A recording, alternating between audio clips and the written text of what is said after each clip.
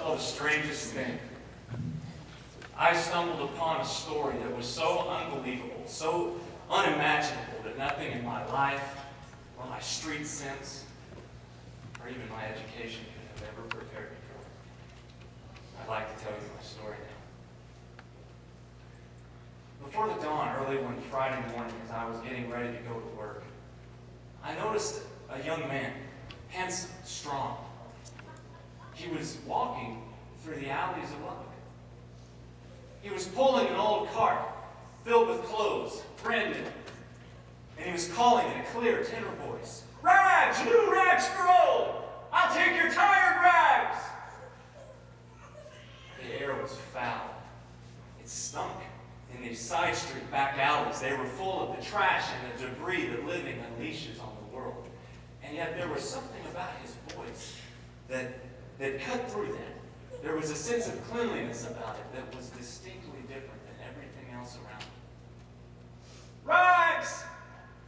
Bring me your tired old rags! New rags for old!" Now this is pretty weird, I said to myself. But the man stood about 6 feet 4. His arms were like tree limbs, hard and muscular, and his eyes flashed intelligence. What was he doing here?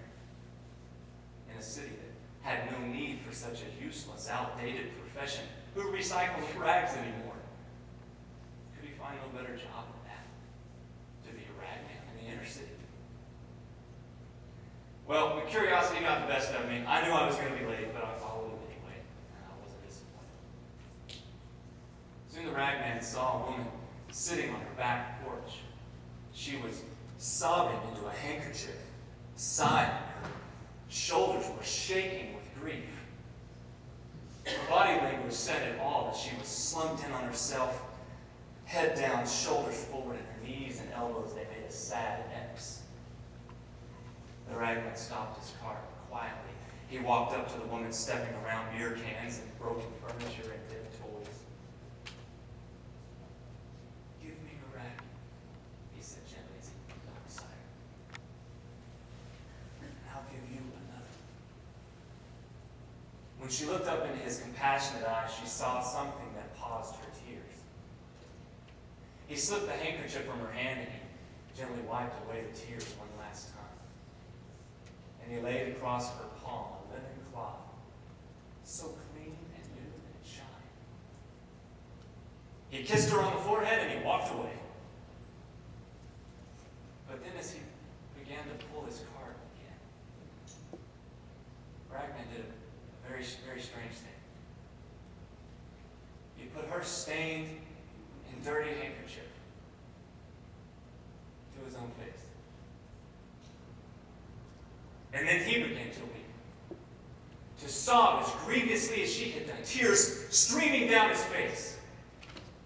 Well, now I had to run to catch up with him, but as I did, I looked back at the woman sitting on her porch without a tear in her eye, head up, shoulders back, with a look of bewilderment on her face. "This is amazing," I said to myself, and I followed this sobbing ragman like a child who can't turn away from a mystery. "Rags! New rags for old!" His voice was still strong, but it shook with emotion. "Bring me your tired old rags!" In a little while, he came upon a little girl about 5 years old, whose head was wrapped in a bandage. She had an open wound on her head. There was blood soaking through the bandage and even blood running down her cheek. The ragman took a yellow baseball cap out of his cart, quietly walked up to the girl. "Give me your rag. I'll give you mine." The child could only gaze at him with her hollow eyes as he loosened the bandage and removed it from her head. And then he tied it to his own hand. And I gasped at what I saw, for with the bandage went the woman. Her head was left without a blemish, and yet I could see with my own eyes where I was standing. Against his brow, it ran a darker and more substantial blood. It was his own. He set the cap down on her head, and suddenly she took on an understanding and an intelligence that had been missing before. She reached up to feel where the wound had been on her head, and she just smiled with wonder as she watched the Ragman unsteadily rise back to his feet and walk back to his car. Rags! Bring me your tired old rags! Cried the sobbing and bleeding, but strong, intelligent Ragman. Next, he came across a man who was leaning up against a telephone pole. Are you going to work? Said the Ragman. And the man shook his head. Well, do you have a job? At that point, the man looked over at the Ragman and noticed the open wound on his head. Noticed the weeping. Are you crazy? He sneered. He pulled away from the telephone pole, revealing the right sleeve of his jacket. It was flat, cuffed, stuffed down into his pocket. He had no arm. So, said the Ragman, give me your jacket and I'll give you mine. Such quiet authority in his voice. The one-armed man took off his jacket. So did the Ragman, and I squinted in disbelief at what I was seeing.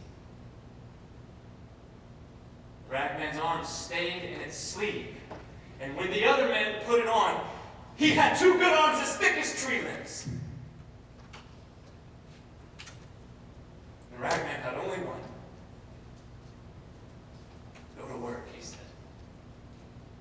After that, he found a drunk, lying unconscious beneath an old army blanket. An old man, hunched, wizened, and sick.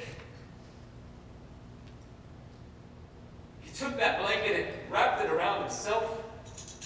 But for the drunk, he left a new suit.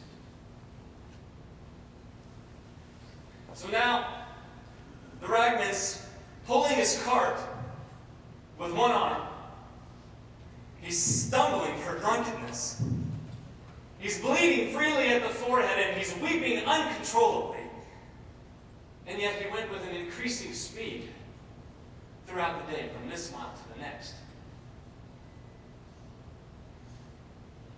I wept. I wept to see the change in this man.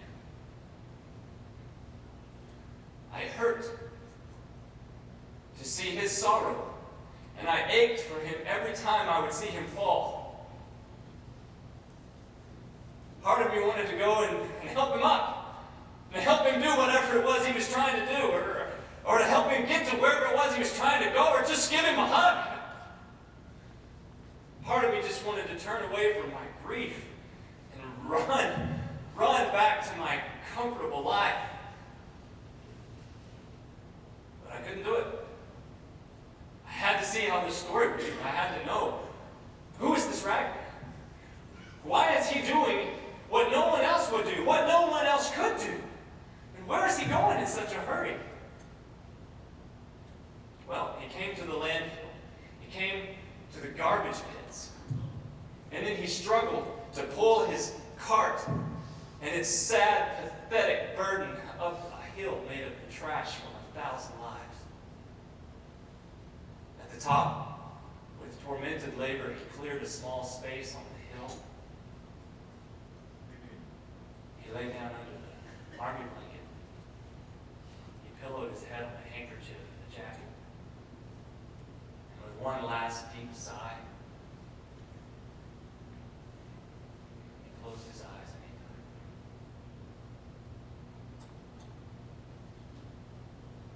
Oh, how I cried to witness that death.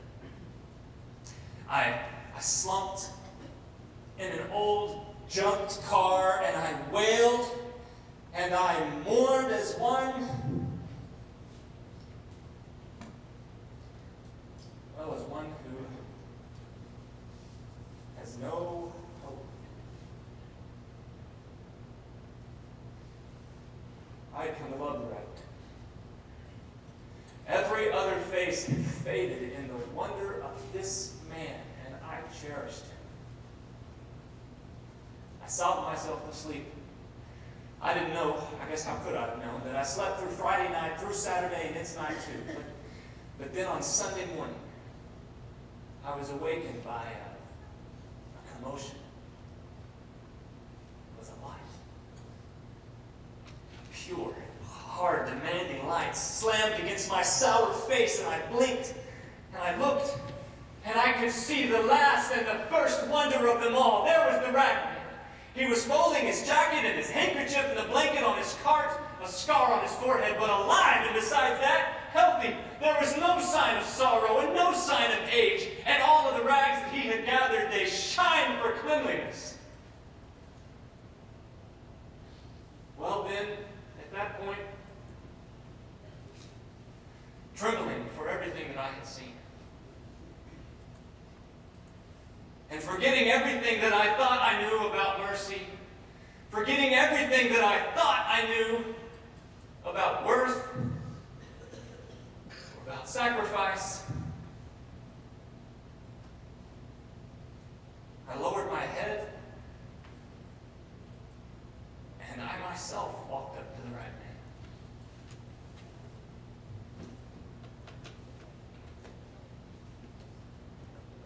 I told him my name was Shane,